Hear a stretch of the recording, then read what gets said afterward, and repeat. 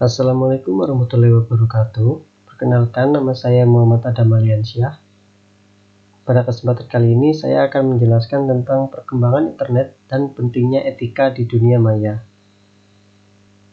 Pertama, internet. Apa sih itu internet? Internet adalah suatu jaringan komunikasi yang memiliki fungsi untuk menghubungkan antara satu media elektronik dengan media elektronik yang lain dengan cepat dan tepat. Jadi pada zaman sekarang kita sudah menggunakan internet melalui laptop, handphone, komputer, dan lain sebagainya. Nah, bagaimana sih perkembangan internet sejarahnya? Jadi pada tahun 1960 terdapat Departemen Pertahanan dari Amerika yang bernama ARPA, yaitu Advanced Research Project Agency, yang membuat sistem jaringan yang diberi nama ARPANET. Nah, dari ARPANET ini akan menjadi cikal bakal terbentuknya internet. Jadi, lalu pada tahun 1980, jaringan ini mulai dikembangkan dan mulai digunakan oleh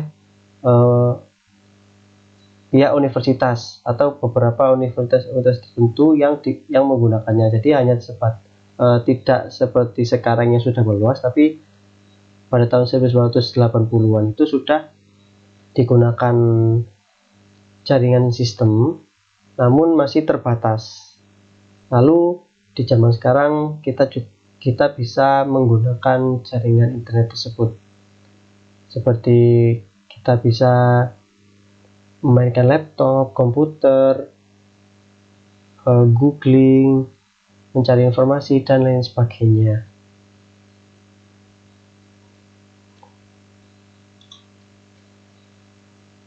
Dampak positif dari internet, yang pertama dari bidang bisnis. Jadi pada zaman dulu kita jika berbisnis atau jual beli, misal kita ingin membeli barang, maka kita harus mendatangi tempat tersebut untuk membeli barangnya langsung. Apabila barang tersebut ada di daerah lain atau di kota lain, maka kita harus datang ke sana, harus berangkat dari rumah atau dari tempat kita awal menuju ke tempat tujuannya. Nah, pada zaman sekarang ini ada yang namanya e-commerce. E-commerce ini adalah kumpulan dari transaksi-transaksi atau penjual pembeli dimasukkan ke dalam internet, satu jaringan. Jadi kita yang ada di sini dapat mengakses atau membeli barang yang ada di luar kota atau di luar negeri sekalipun. Jadi kita sudah selangkah. Jadi kita bisa membeli barang-barang yang ada di luar negeri atau di luar kota dengan cepat dan akurat. Seperti adanya Tokopedia, Shopee, Bukalapak, dan lain sebagainya.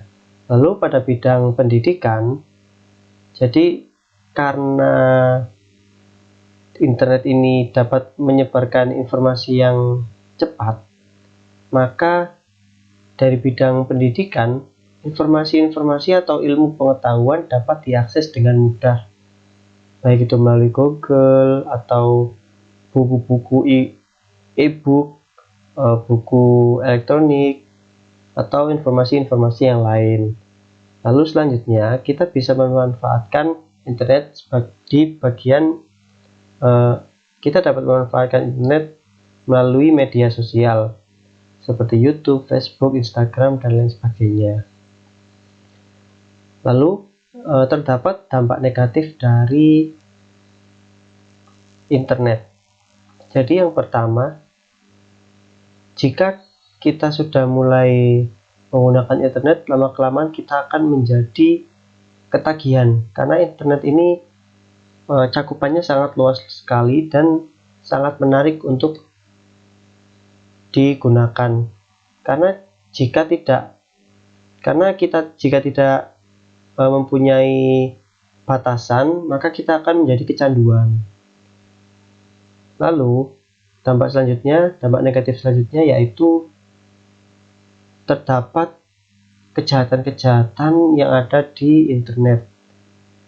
Tidak hanya di dunia nyata atau di sekeliling kita adanya kejahatan, di internet pun ada kejahatan seperti meretas atau menghack data kita, atau mencuri data kita, atau memanipulasi dan lain sebagainya. Lalu selanjutnya terdapat berita-berita bohong atau yang diberi nama hoax. Jadi berita-berita bohong ini karena informasi begitu cepat meluas, maka informasi bohong atau informasi palsu juga dapat menyebar dengan luas. Nah, sekarang kita membahas tentang etika di dunia maya atau yang biasa kita sebut adalah sosial media. Nah, di sosial media ini kita harus mempunyai etika bagaimana cara menggunakan media sosial dengan baik. Jadi misalnya kita mempunyai Instagram, mempunyai Facebook, mempunyai YouTube. Jadi bagaimana cara kita memanfaatkannya dengan baik. Jadi kita harus mempunyai tujuan apa landasan kita untuk menggunakan media sosial tersebut. Apakah untuk berbagi informasi atau untuk membagikan kenangan kita atau foto dengan orang lain atau orang yang kita sayang. Jadi jangan sampai media sosial ini menjadi bumerang untuk kita sendiri. Jadi kita harus memanfaatkannya dengan baik. Bagaimana sih kita bermain media sosial, tidak bagaimana waktunya, manajemen waktunya supaya tidak begitu lama, supaya tidak terjadinya kecanduan. Lalu bagaimana kita bisa memfilter media sosial atau informasi-informasi yang kita terima. Tidak semuanya kita harus terima, harus difilter terlebih dahulu, mana yang baik, mana yang buruk. Yang baik kita ambil, yang buruk kita tinggalkan. Lalu di media sosial ini juga banyaknya ujaran kebencian, yaitu banyaknya seperti bullying di media sosial. Jadi secara kita tidak sadari terdapat banyaknya komen ataupun tulisan-tulisan yang dapat menyinggung orang lain.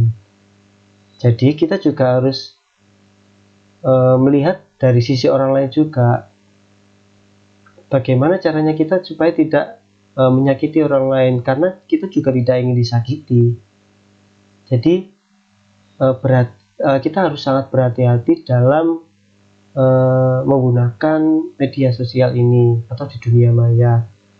Jadi etika yang harus kita terapkan yaitu yang pertama harus mempunyai tujuan menggunakannya, lalu berhati-hati dengan kita bermain media sosial, dan juga harus memfilter informasi-informasi yang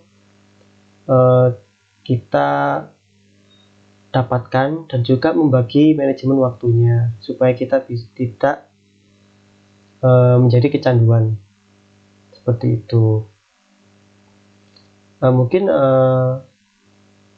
terdapat banyak lagi contoh-contohnya, namun pada kesempatan kali ini saya hanya menyebutkan contoh-contoh seperti yang tadi itu. Ya, sekian dari saya. Apabila ada salahnya mohon dimaafkan. Mungkin informasi yang saya sampaikan ini masih kurang, jadi kalian bisa mencari informasi-informasi yang lain, karena informasi yang ada di internet itu sangat banyak sekali dan cukup cepat kalian bisa mencari informasi-informasi tersebut. Jadi sekian dari saya. Wassalamualaikum warahmatullahi wabarakatuh.